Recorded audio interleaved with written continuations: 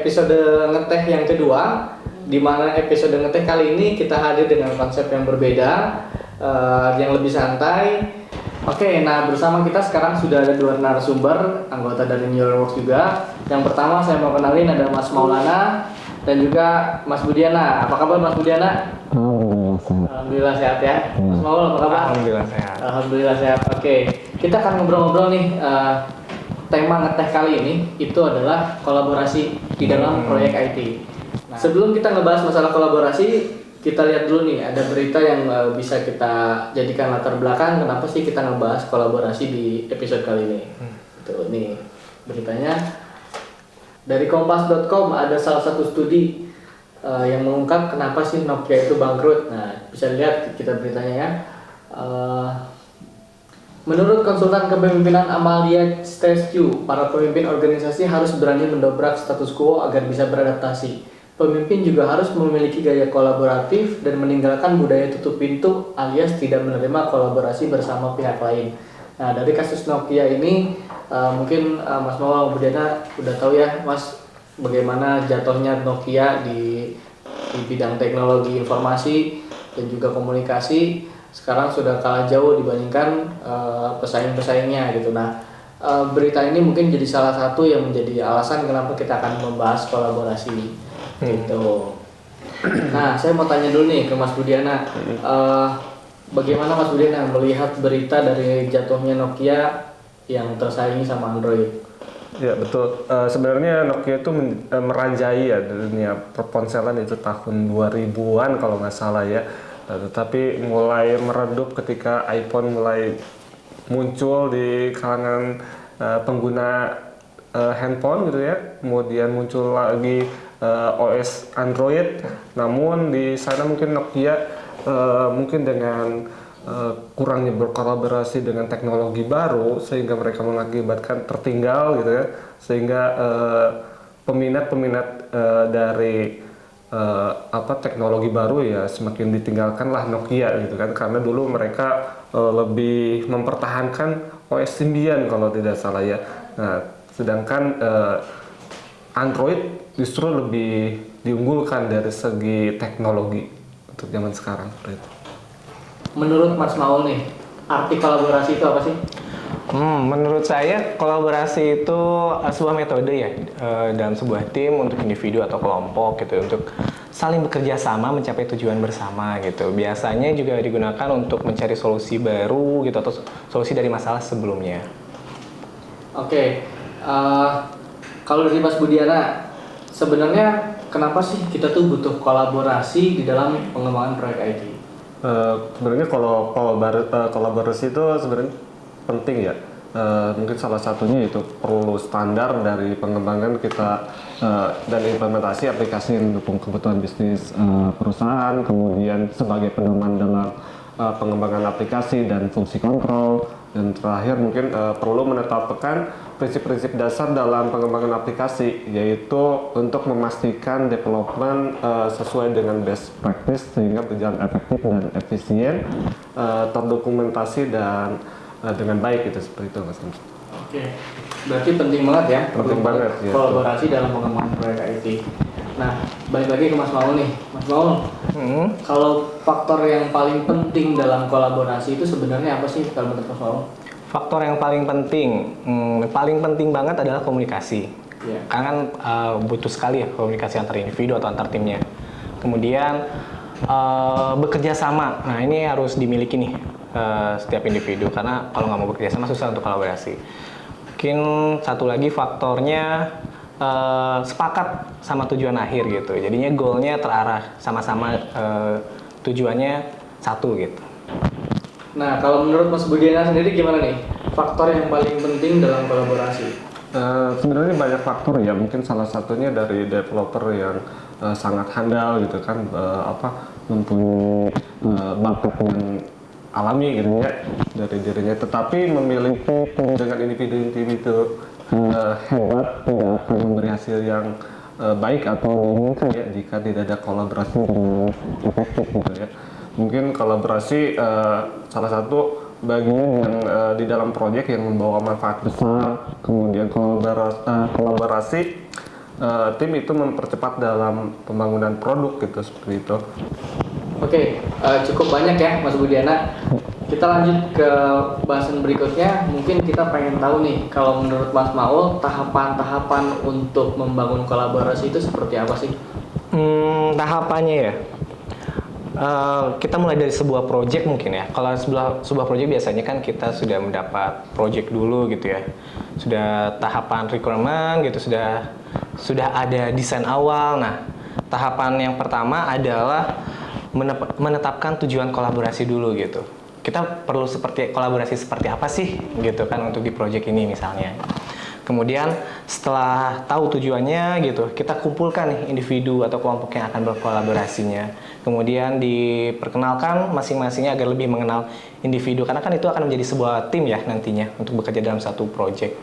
Lalu nantinya tadi yang sudah disebutkan dengan Mas Budi, ada brainstorming juga nih terhadap projectnya gitu ya, atau brainstorming ya pendekatannya lah di dalam project ini gitu. Kemudian setelah itu semua bisa mulai dengan pembagian atau assign task ke masing-masing individu atau kelompoknya gitu kan, bisa dari grup kecil atau memang individu gitu, tapi bekerja bersama kolaborasi dalam satu project tersebut. Selama pengalaman dari Mas Maul sendiri ketika mengurus project nih ya, pernah nggak punya kendala dalam berkolaborasi? Kendala ada sih biasanya. Paling general, paling umum ya, kendalanya pasti di komunikasi sih, itu yang paling pertama. Karena nggak setiap orang bisa langsung mengutarakan pendapatnya, pikirannya gitu. Apalagi kalau kita sudah dalam satu project, anggaplah kita bikin sebuah software ya, software development. Nah, kita mau bikin sebuah LMS atau CMS gitu ya, mungkin beda persepsinya. Nah, ada perbedaan persepsi ini kalau misalnya bisa diutarakan gitu, ini bisa membantu kita juga melihat tadi perspektif dari sisi manapun gitu, dari individu siapapun. Tapi kalau dia tidak bisa mengutarakan, mungkin nanti akan ada ketidaksesuaian, atau dia tidak mengerti waktu kita sedang brainstorming, mungkin nanti ada beberapa yang harus review ulang atau semacamnya, mungkin gitu kendalanya sih. Komunikasi itu biasanya yang ketemu sih misalnya. Komunikasi ya berarti paling sering. Kalau Mas Budiana sendiri gimana? Pernah nggak punya kendala ketika berkolaborasi di timnya? Banyak sih mungkin ya, tapi ya dengan berkolaborasi ya kita dari hambatan-hambatan itu ya mungkin jadi lebih simple kita dalam melalui semua hambatan itu gitu ya. Kemudian yang kolaborasi yang buruk itu kan akan mengancam ya keberhasilan dari project pengembangan software gitu ya. Dan masalah yang paling umum yang menghambat kolaborasi yang efektif adalah mungkin anggotanya itu melewatkan meeting misalkan ketika ada pembahasan itu, ketika misalkan ada pembahasan yang penting gitu ya, terus itu menghasilkan sebuah keputusan yang krusial gitu.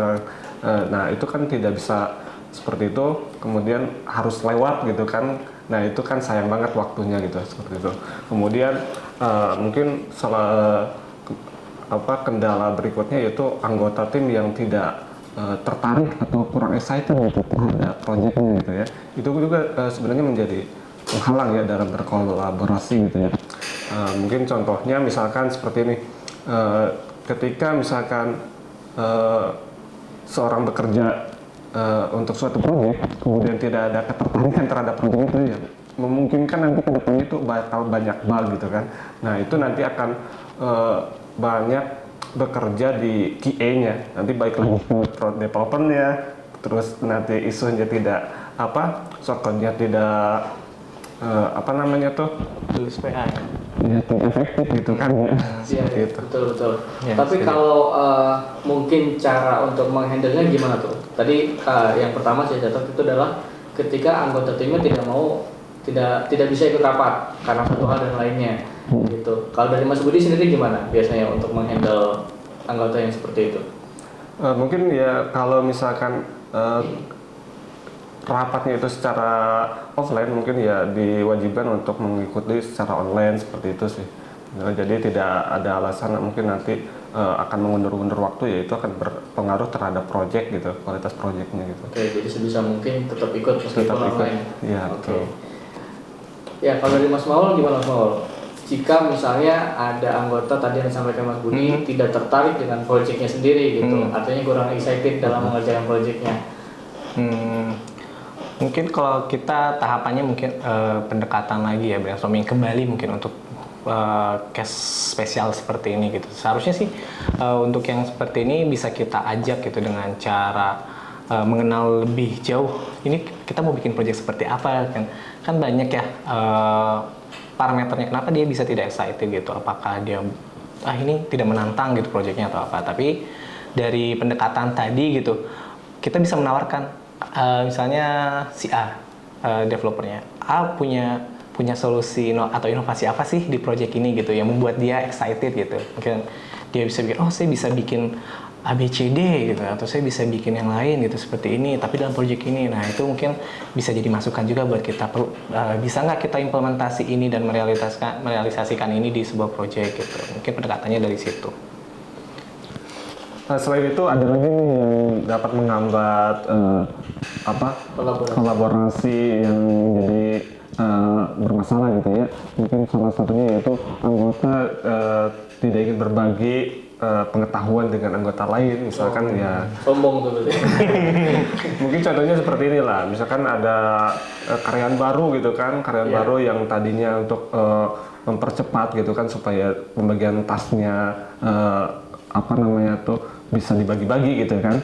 Nah, tapi ternyata yang senior malah tidak mau membagi pengetahuannya, misalkan ada pengetahuan ini harusnya bisa mempercepat dan malah memperlambat seperti itu. Nah, mungkin selain itu ada juga komunikasi gitu. Komunikasi yang buruk juga terhadap tim gitu ya, tim dengan yang lainnya gitu ya. Nah, itu juga dapat berdampak buruk ya untuk berkolaborasi. Mungkin yang terakhir yaitu komunikasi yang buruk di dalam proyek gitu ya. Ketika anggota tim tidak mengomunikasikan pemahaman tentang yang seharusnya itu dilakukan gitu kan, itu akan menjadi beresiko membuat software yang salah atau terlambatnya delivery terhadap klien seperti itu ya. Oke, tetap kembali ke komunikasi ya. Intinya sebenarnya itu. Mas Maul, gimana Mas Maul? Kayaknya Mas Maul ini jago banget nih untuk membuat komunikasi menjadi lebih baik dalam kolaborasi dalam tim. Punya saran apa Mas Maul terkait untuk meningkatkan komunikasi?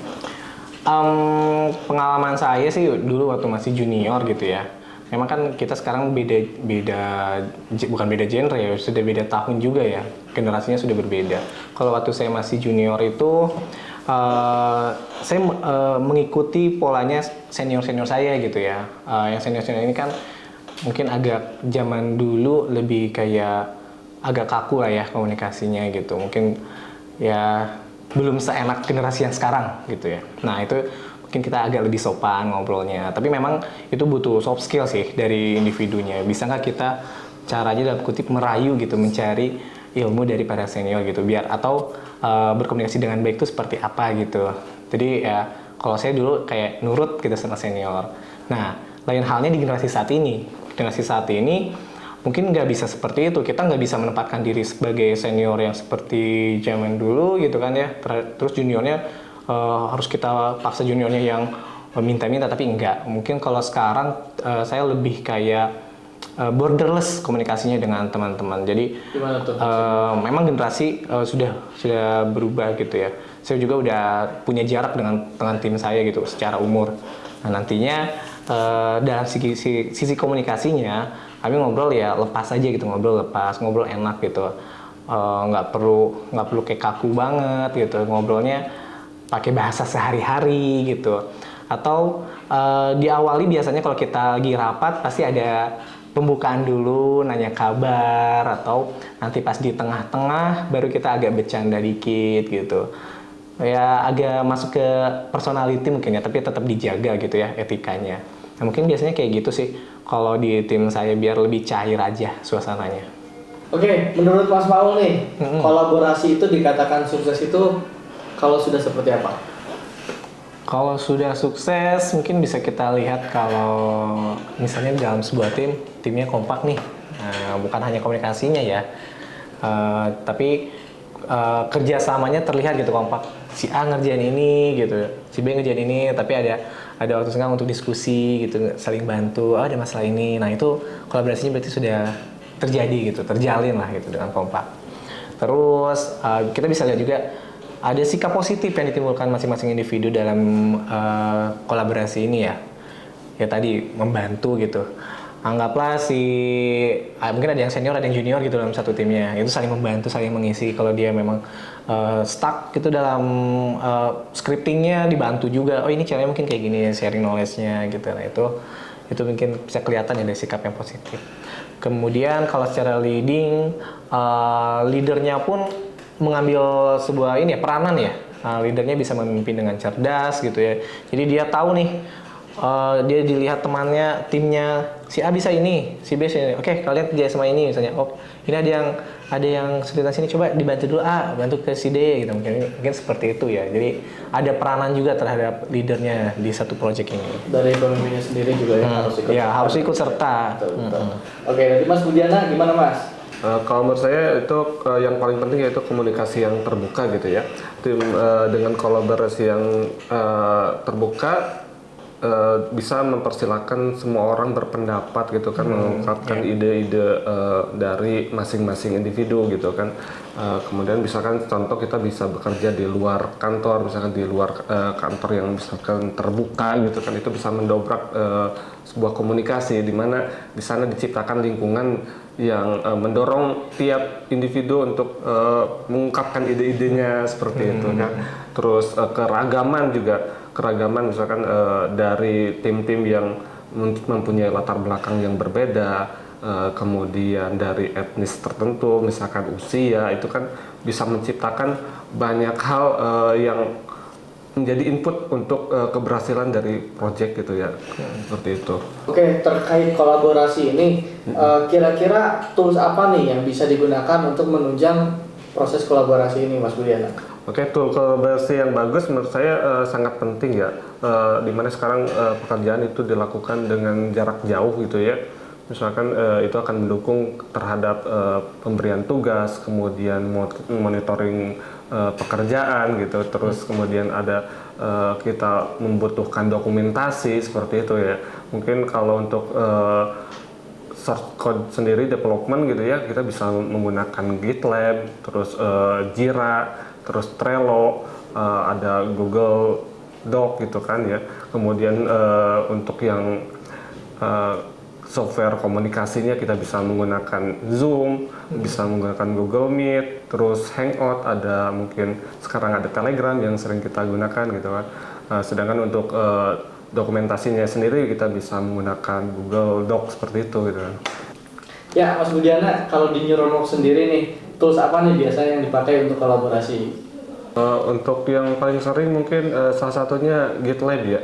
GitLab itu suatu yang pengembangan berbasis masalah dan neuron collaboration ya. Di dalam GitLab sendiri itu terdapat task, assignment, kemudian ada short code integration, ada versioning, ada monitoring, kemudian ada transfer knowledge seperti itu. Kemudian ada collaboration sendiri gitu ya. Misalkan collaboration di dalam neuron itu contohnya misalkan kita dalam membuat isu, di mana sebuah PM itu kan membuat isu, kemudian menuliskan requirement tersebut di dalam isunya, kemudian ada campur tangan analis gitu ya untuk melakukan desain, kemudian melakukan analis terhadap kebutuhan dari project tersebut, kemudian setelah dibikin nanti developer melanjutkan gitu kan untuk mengerjakan pekerjaan itu gitu kan. Nah, setelah pekerjaan selesai, maka ada kolaborasi dari tim lain seperti misalkan tim TW gitu kan untuk mencatat semua dokumentasi apa yang sudah dikerjakan oleh programmer gitu kan, supaya menjadi nanti ketika dibutuhkan suatu saat itu sudah terdokumentasi dengan baik gitu, seperti itu. Nah, selama ini kan kita masih di masa pandemi ya, Mas Maul, Mas Budiana. Nah, mungkin Mas Maul punya pengalaman atau tantangan apa sih yang dihadapi ketika berkolaborasi di masa pandemi ini? Ada sih tantangannya ya, apalagi di masa pandemi ini tuh. Kita sekarang kan kalau 2021 awal kan PPKM ya, PPKM, sehingga memang diberlakukan juga kebijakan tidak ngantor dulu gitu kan, akhirnya di rumah masing-masing. Nah, tantangannya itu gimana caranya kita di rumah masing-masing tapi tetap kerja gitu kan ya. Nah, di sini sih kita jadi muncul solusi-solusi baru ya, tadi yang disebutkan juga ya, bagaimana komunikasi jarak jauh terbentuk gitu dengan memanfaatkan beberapa aplikasi meeting ya, kayak Zooming yang baru dulu kan, terus Hangout atau Google Meet gitu. Kemudian sekarang yang ada yang baru lagi Telegram ID gitu kan, Telegram. Nah itu yang kita gunakan untuk komunikasi agar kolaborasinya tetap terjaga gitu. Yang dari rumah masih tetap bisa kerja gitu dengan jadwal kerjanya, tapi kita tetap safe di rumah gitu ya. Dengan tools ini gitu ya, akhirnya kan kita masih tetap bisa bekerja bersama-sama gitu. Jadi jarak dan waktu itu tidak jadi border ya, tidak jadi penghalang di masa pandemi ini. Dan dari situ memang ada tantangan selanjutnya gitu, yaitu trust, kepercayaan. Kan kita nggak monitoring nih. Betul. Secara langsung teman kita kerja di rumahnya, kita kerja di sini gitu kan, kita nggak pernah tahu dia ngerjain yang sesuai nggak, atau jangan-jangan tidur nih gitu. Nah itu jadi tantangan tersendiri sebenarnya, tapi ya memang di sini harus agak tricky nih si leader untuk bisa tetap memonitoring walaupun jarak jauh gitu. Kembali lagi peran leader juga dibutuhkan. Iya, peran leader ada. Oke. Nah, kita punya beberapa video nih dari teman-teman anggota Neuronos yang lain juga. Kita bisa lihat komentar mereka terkait kolaborasi sendiri itu apa. Ada videonya ya? Untuk menyelesaikan permasalahan dengan cepat, agar permasalahan dapat tersolusikan dengan cara yang benar-benar perfect dan biar lebih efektif. Ya.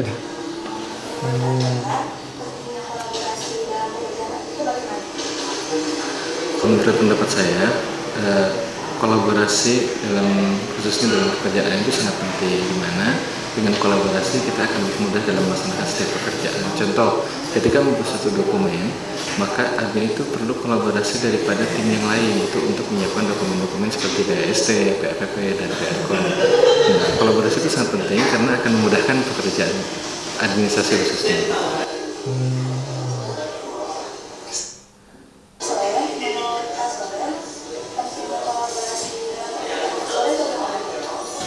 Kolaborasi dalam pekerjaan khususnya di tim logistik ya, itu sangat penting karena itu sangat berpengaruh terhadap kerjaan. Jadi setiap kerjanya kolaborasi.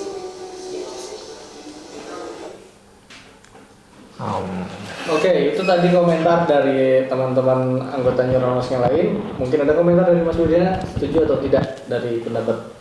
Ya, kalau saya setuju banget ya, kalau dengan kolaborasi kita bisa bekerja dengan efektif gitu kan, terus bisa membagi-bagi tugas terhadap individu-individu sehingga mereka bekerja sebagai mempunyai tanggung jawab sendiri gitu kan ya. Itu terus bisa berintegrasi dengan tim lain. Oke sobat, itu tadi bincang-bincang kita dengan Mas Budiana dengan Mas Mawal. Makasih banget sudah mengisi episode kali ini. Mudah-mudahan lancar ya pekerjaannya. Amin. Di masa pandemi ini juga bisa tetap berkolaborasi dengan Neuronbox dan juga dan yang lainnya. Cukup sekian episode ngetek kali ini. Mudah-mudahan kita bisa bertemu lagi di episode berikutnya. Terima kasih. Wassalamualaikum warahmatullahi wabarakatuh. Waalaikumsalam warahmatullahi wabarakatuh.